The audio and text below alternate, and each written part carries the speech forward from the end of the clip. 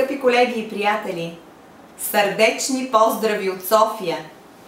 Остават само няколко дни до началото на 43-я конгрес на Международната транспортна федерация и с всеки изминал ден всички ние, членовете на Съюза на транспортните синдикати в България, нашите синдикални лидери и активисти, нашите младежи, ръководството и екипът, всички ние сме все по-нетърпеливи да ви посрещнем с добре дошли тук, в нашата изстрадала, но горда страна, в нашата България. Нямаме търпение да отворим за вас вратите на нашата прекрасна столица.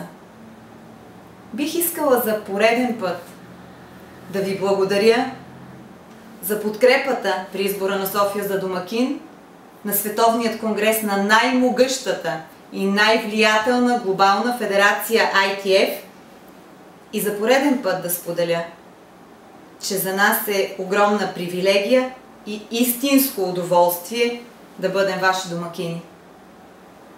С особено вълнение всички ни очакваме този изключителен ден, когато София ще се изпълни с представителите на всички транспортни сектори от всички части на света.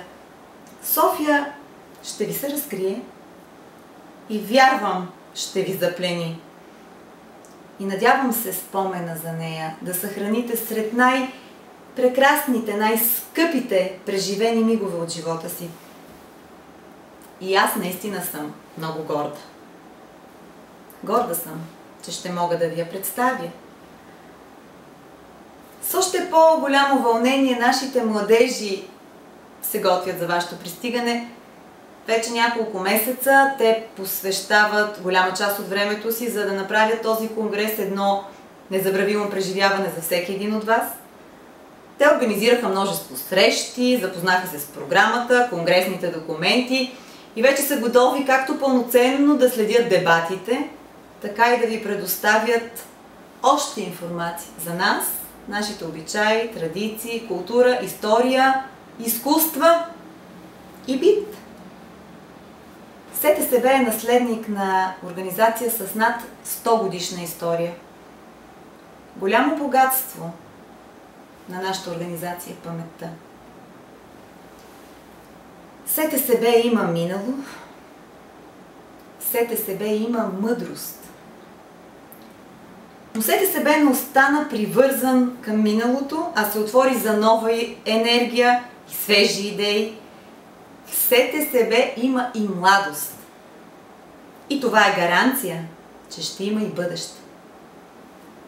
Още повече, че ние знаем и си даваме сметка какво означава да си част от най-респектиращото семейство в световното синдикално движение. Ние бяхме и сме подкрепяни. Ние бяхме и сме подпомагани. Ние бяхме и сме зачитани. Ние бяхме и сме избирани. Ние бяхме и сме равноправни членове на една пъстра многонационална организация, където богатите и бедните, големите и малките имат еднакви възможности.